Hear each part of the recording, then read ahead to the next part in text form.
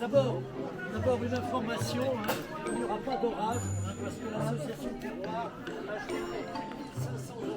D'abord, je vous remercie d'être là aussi nombreux aujourd'hui, c'est très intéressant et je suis très heureux de voir qu'il y a autant de monde parce que c'est pas évident dans un premier lieu de faire l'histoire d'un hameau. C'est vrai que moi quand j'ai commencé et je dis que j'allais faire une balade sur BRC Champeau, je reparlerai un petit peu de cette distinction plus tard et je répondrai à cette polémique qui habite les habitants de Biarcy depuis des siècles. Bien, on m'a dit tout de suite, balade sur Biarcy, mais qu'est-ce que tu vas raconter? Il n'y a pas grand chose. C'est toi qui m'as dit ça. La voilà, la coupable. C'est à toi que je pense. Et donc on m'a dit, mais qu'est-ce que tu vas pouvoir raconter? Et donc c'est d'abord l'idée de cette balade de montrer qu'il y a des choses à dire sur un petit hameau, qu'il y a une histoire locale, qui n'est pas simplement une sorte de folklore, mange des ânes, etc. Mais qu'il y a des choses intéressantes à dire et que tout finalement.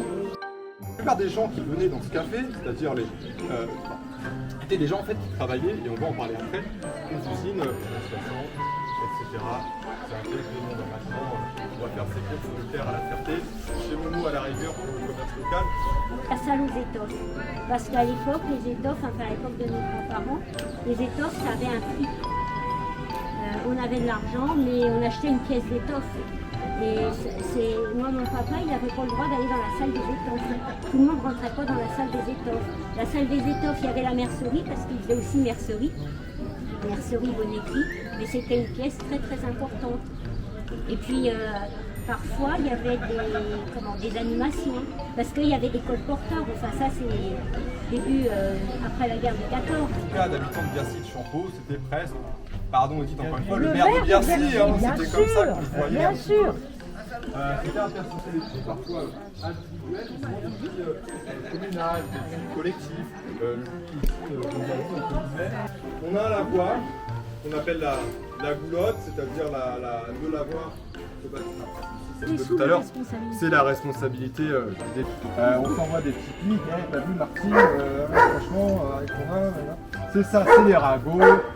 En tout cas, c'est la même chose, on lave le vin, c'est plus que ça. Il y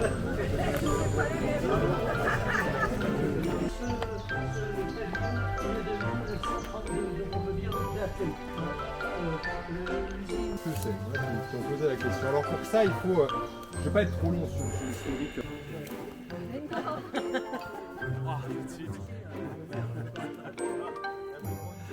Gros seigneur ecclésiastique, c'est l'abbaye de Jouarre, en fait, qui est très importante.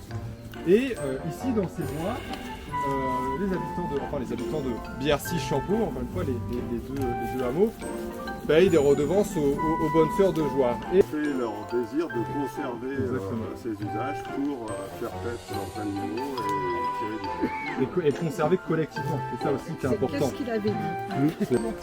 Il disait, après la signature de l'acte, vous habitez Biarcy, il y a des usages et vous avez le droit d'usage, faire du bois, faire des pâtures, enfin faire pâturer vos animaux. Et puis... Un petit... des murets. C'est un petit point que j'ai peut-être oublié de dire tout à l'heure, c'est par rapport à Flip. La maison de Flip, donc au 20 rue de Montomé, la deuxième maison qu'il a habitée, la première, excusez-moi, qu'il a habitée était louée, en fait, il l'a prise à un ancien sculpteur, pour continuer un petit peu sur les... Ouais. Et que vous avez pu découvrir aussi ce matin, outre cette fête, voilà, il y avait, comme je dis Halloween, quand j'ai parlé de Gabi, il y avait un terme à la polémique, Biarcy-Champeau. Vous connaissez de mettre un terme à cette polémique. Prendre avec des pincettes, par deux seigneurs au XVe siècle, un genre de... Comme vous voyez, on est dans la cuve et on a été très inondé il y a en 2016.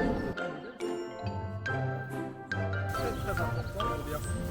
C'est pour l'histoire des manches d'âne. Alors, ce terme de manche d'âne, déjà, pourquoi ça d'avoir des ânes que des chevaux, mais surtout,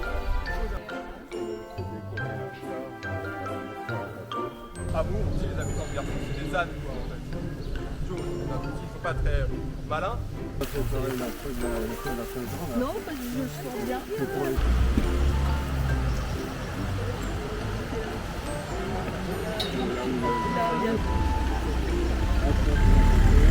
Tout à l'heure, je parlais du lavoir. Et ici, on avait un bateau lavoir. La différence, c'est qu'on ne va pas au lavoir, mais c'est le bateau lavoir qui va. En attendant que tout le monde arrive, avant de rentrer sur le vif du sujet sur la Banque de France, peut-être faut dire 2-3 petites informations sur la Solis. D'abord, effectivement, c'était vraiment une soixantaine de personnes. Il y a eu jusqu'à 600 personnes pour montrer un petit peu l'impact que ça avait cette industrie. Et après, je vais faire un peu plus personnel, c'est un bâtiment qui me tient à cœur.